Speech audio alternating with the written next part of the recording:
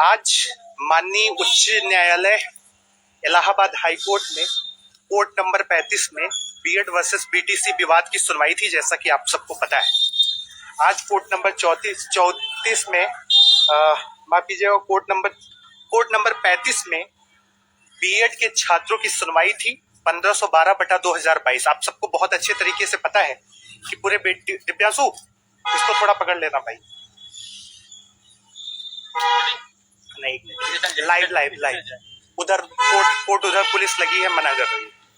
तो मैं आप सबके साथ साझा कर दूं साथियों कि आज कोर्ट नंबर 35 में हम लोगों का केस 44 नंबर पर लिस्टेड था बीएड वर्सेस बीटीसी विवाद को। आप सभी से निवेदन है कि इस लाइव सेशन को ज्यादा से ज्यादा शेयर कर दें और जो टेलीग्राम ग्रुप हमारा है, जो भी साथी यहाँ पर जुड़े हैं, इसका लिंक आप वहां पर फटाफट शेयर कर दीजिए ताकि लोगों तक बात जाए और बातों को दोहराने की आवश्यकता न पड़े। और हर ग्रुपों में आप शेयर कर देंगे तो बहुत अच्छे तरीके से लोगों तक बातें पहुंच जाएंगी, क्योंकि प्रदेश में 12 लाख बीएड डिग्री धारक हैं और जुलाई का महीना बीएड के छात्रों के लिए बहुत महत्वपूर्ण था।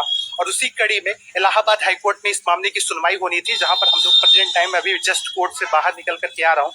जैसा कि आप सबको पता है कि इलाहाबाद हाईकोर्ट में बीएड वर्सेस बीटीसी विवाद की सुनवाई इलाहाबाद हाईकोर्ट में कोर्ट नंबर 35 में 44 नंबर पर लिस्टेड थी। आप सबको बहुत अच्छे तरीके से पता है। इसके पहले इस केस की सुनवाई कोर्ट नंबर 32 में जस्टिस सिद्धार्थ के बेंच में होती थी। जस्टिस सिद्धार्थ के बेंच में कोर्ट नंबर 32 में इस मामले की सुनवाई हुई थी और ग्रीष्म काल के बाद की छुट्टियों के बाद यानी कि इलाहाबाद हाईकोर्ट की छुट्टियों के ठीक बाद ये मामला अब कोर्ट नंबर 35 में विवेक वर्मा जी इस मामले को सुन रहे हैं। विवेक वर्मा जी इस मामले को सुन रहे थे और उसी सिलसिले में आज यूपी बीएड छात्र संघ लीगल टीम की तरफ से हम सभी साथी इलाहाबाद हाईकोर्ट पे पहुंचे और इलाहाबाद हाईकोर्ट के अंदर पूरी सुनवाई को सुना कि बीएड वर्सेस बीटीसी विवाद में क्या था। अब मैं सीधे पॉइंट पर आता हूं कि आज इलाहाबाद हाईकोर्ट में क्या कुछ हुआ। आज इलाहाबाद हाईकोर्ट में बीएड वर्सेस बीटीसी मामले की सुनवाई हुई, जिसमें कोर्ट नंबर 35 में इस मामले को सुना गया, जहां पर बीएड की तरफ से हमारे तरफ से अधिवक्ता यूपी बीएड छात्र संघ की तरफ से राधाकांत ओझा जी और एक महिला अधिवक्ता को भी हमने इसमें किया था, विधि शर्मा जी, जो इलाहाबाद हाईकोर्ट पे इस मामले की लड़ाई के लिए वो भी साथ में उनके थी। तो दो वकीलों के साथ जो हमारे तरफ से यूपी बीएड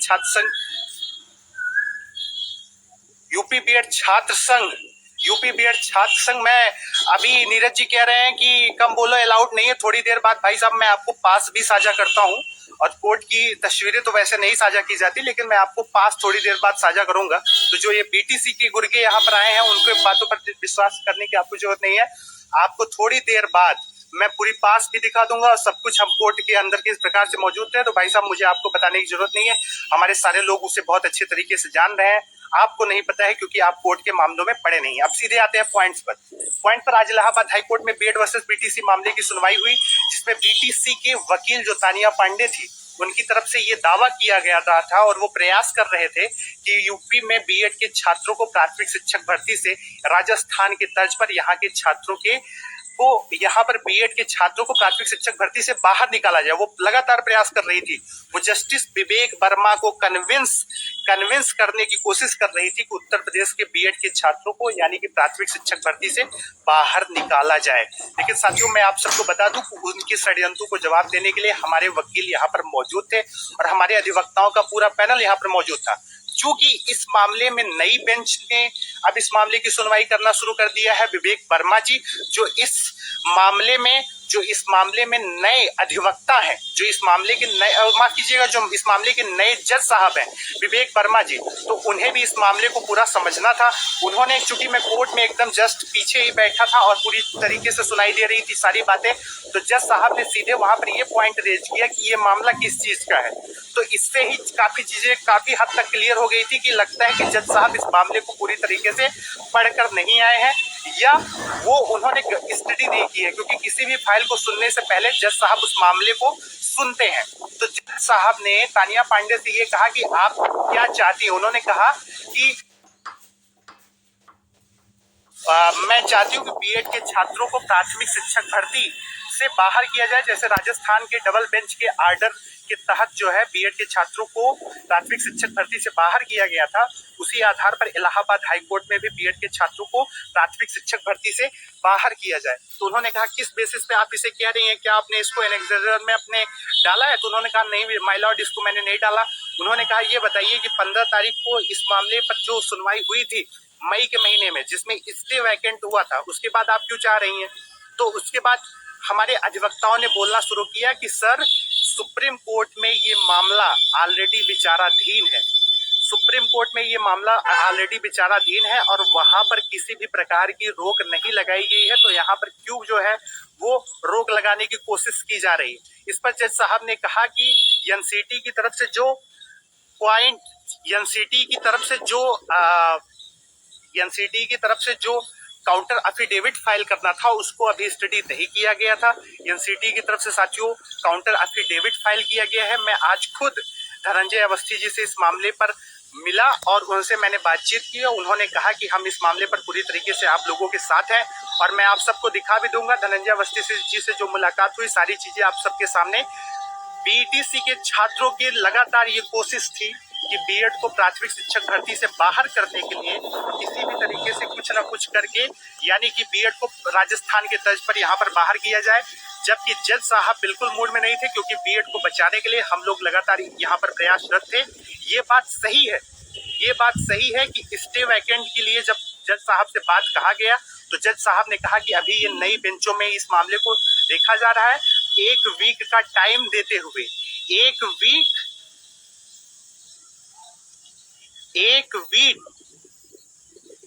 वीक के अंदर जज साहब ने सबसे पहले ये कहा कि काउंटर एफिडेविट को हम स्टडी करके इस मामले में उन्होंने नई डेट दे दी। क्योंकि साथियों नई डेट क्यों दी, इस चीज को भी आप समझिए।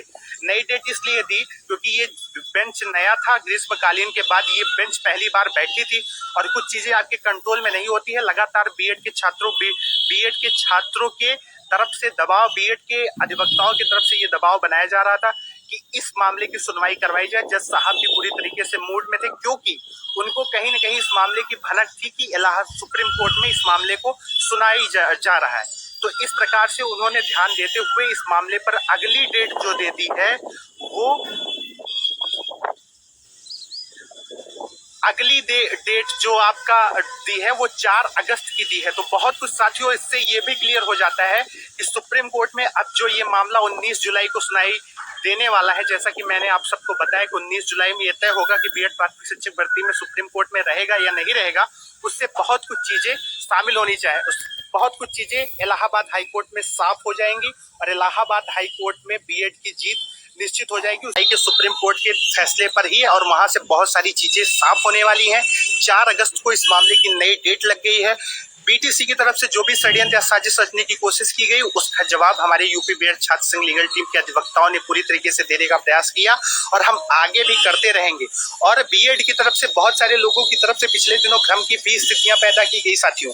उसमें भ्रम की स्थितियां इस प्रकार से पैदा की गई कि वो लोगों ने कहा कि हम जा रहे हैं इस मामले में। मैं आपको आज सच्चाई बता दूं, और कोई व्यक्ति, मैं कोर्ट में मौजूद था, कोई व्यक्ति आकर के कह दे कि उसका अधिवक्ता इस मामले पर मौजूद था तो मैं उस व्यक्ति को सामने ला, आप सबके सामने से ला करके खड़ा कर दूंगा।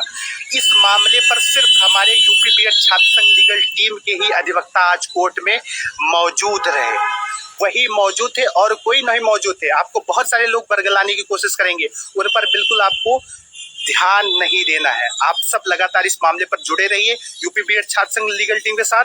यूपी बीएड छात्र संघ legal team Allahabad high court में बीएड के मामले को लेकर के पूर्ण रूप से तत्पर है। इलाहाबाद से लेकर के दिल्ली तक जहां पर भी बीएड को जिताने की बात आएगी हम सब तत्पर रहेंगे, क्योंकि हमने बीएड सिर्फ इसलिए किया है, हमें किसी चीज से मतलब नहीं है। हमें सिर्फ इतनी बात से मतलब है कि बीएड प्राथमिक शिक्षक भर्ती में एलिजिबल हो जाए, और एक बार हम एलिजिबल हो जाएंगे तो विश्वास मानिए सुप्रीम कोर्ट से भी, तो पूरा उसके बाद चाहे इलाहाबाद हाई कोर्ट का मामला हो, कितना भी ये प्रयास करेंगे वो आदेश हर जगह प्रभावी हो जाएगा।